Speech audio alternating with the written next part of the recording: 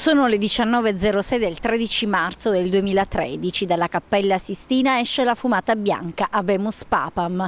E lui, l'uomo dell'anno, arriva dalla fine del mondo, è candidato al premio Nobel, si chiama Jorge Mario Bergoglio, argentino, 76 anni, è il primo sudamericano e il nuovo Papa. Buonasera. Per me è stupendo. È caritatevole, è bellissimo comunque, stare con lui proprio mette emozione e dà i brividi, mentre io sto parlando con lei ho i brividi, quindi... Incominciamo questo cammino, vescovo e popolo. È bellissimo, ispira tanta fiducia. Qual è l'aspetto che più le piace? Sembra molto sincero, molto disponibile, quindi accoglie proprio il pubblico, diciamo, quando parla, quando lo si vede in TV, quindi comunque viene voglia anche di ascoltarlo volentieri, insomma, per chi magari aveva perso un po' anche le aspettative. Dalla fumata bianca del 13 marzo al suo primo concistoro la rivoluzione di Papa Francesco continua. In un anno ha battuto muri che sembrava impossibile abbattere con una velocità record a dispetto dei tempi biblici della bimillenaria Chiesa di Roma. Jorge Mario Bergoglio è andato subito al cuore dei problemi, incardinando nel suo pontificato le richieste emerse nelle congregazioni generali che hanno preceduto il conclave che lo ha eletto. Habemus Papam.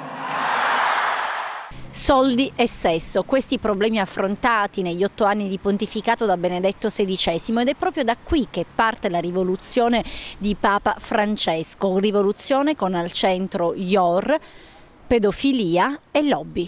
Rispetto al Papa che c'era prima non voglio assolutamente criticarlo, però sono sensazioni a pelle. Cosa lo rende diverso dagli altri? Che è una persona normale, che quando la domenica a mezzogiorno si affaccia, dice buongiorno, appena se ne va, buon pranzo a tutti. Ti fa sentire come se fossi un suo amico. Trasmette a tutti buona fede, come sta a dire, è più, un Papa più. La rivoluzione di Papa Francesco parte proprio dalla riforma della Banca Vaticana, considerata da molti osservatori come una vera e propria lavatrice di soldi sporchi. È meraviglioso poter parlare di Papa Francesco perché sta interrogando preti, cardinali, tutto il popolo cristiano e non, e perché veramente ci sta portando a fare delle riflessioni interiori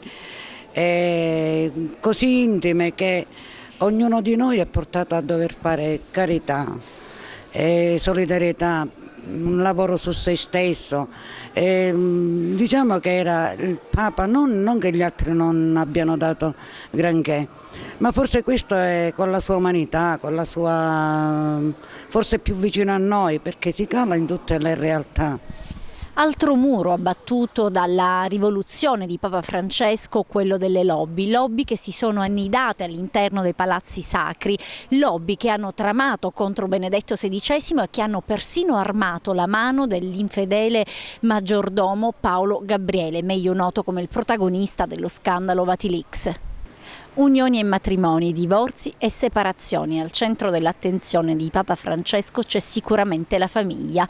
Per Papa Francesco tanto i divorziati quanto i separati non vanno esclusi ma assistiti, bisogna accompagnare, non condannare chi fallisce nel matrimonio. Per me è giusto questo. La motivazione perché penso di unire una famiglia che si è già rotta e poter dare un po' di Spirito Santo sulla fede cristiana, questo qua.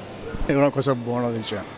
Ti ringrazio l'accoglienza. Va al passo con i tempi, non possiamo rimanere fermi al Medioevo, quindi come in altri paesi si fa, diciamo, civilmente, qua la Chiesa cerca di risolvere la cosa dal punto di vista, diciamo, morale, etico e religioso. Penso che comunque sia corretto.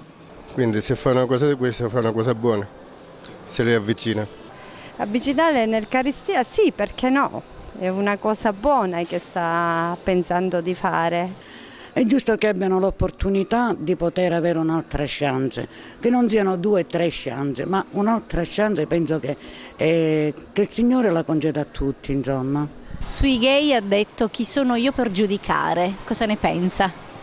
Beh, oddio, la posizione che ricopre penso che sia una delle più importanti anche per esprimere un giudizio, però molto umile, quindi come espressione. Su questo non comment. Incominciamo questo cammino, vescovo e popolo. E penso che siamo sulla strada buona, perché sono persone normali come tutti gli altri. Lui giustamente dice si mette in prima persona, non sono nelle condizioni di giudicare proprio perché c'è sempre questa cosa primordiale dentro di noi. Vabbè, al di fuori delle opinioni personali di ognuno di noi, comunque sì, chi sarebbe lui per giudicare? Ognuno si faccia la sua opinione in base ai gay, non so cosa dire. La mia, sinceramente, non la voglio esprimere. È giusto, lui non può giudicare le persone, quello che vogliono fare della vita sua, fanno. È giusto quello che dice. In merito ai gay ha detto chi sono io per giudicare, cosa ne pensa di questa affermazione? Prima che lo diceva Papa Bergoglio l'ha detto Gesù Cristo, chi sono io per giudicare, è arrivato a un certo punto, chi siamo noi per giudicare, quindi non mi posso pronunziare, anche perché io ho lavorato in un posto dove con i gay ho avuto molto da fare e sono a volte delle persone stupende, per cui io prima che giudico gli altri, prima devo giudicare me stessa. Quindi. Se Papa Francesco le telefonasse, lei cosa gli direbbe? Che è un papà di tutte, è una persona squisita e bravissima. E gli direi che è sulla buona strada e bisogna continuare così, per un rinnovamento totale della Chiesa. Ci devo dire che è bene, fa bene quello che fa, mi piace e tutto. Gli direi che è un buon Papa, è un papà di tutta l'Italia e di tutto il mondo, credo. Ma alle scelte di governo di Papa Francesco si affiancano anche tanti gesti di tenerezza nei confronti dei più deboli, dei poveri, dei detenuti, ma anche dei rifugiati sbarcati a Lampedusa. Gesti di tenerezza che hanno fatto sì che Papa Francesco entrasse nel cuore di milioni di persone al di là della stretta geografia cattolica.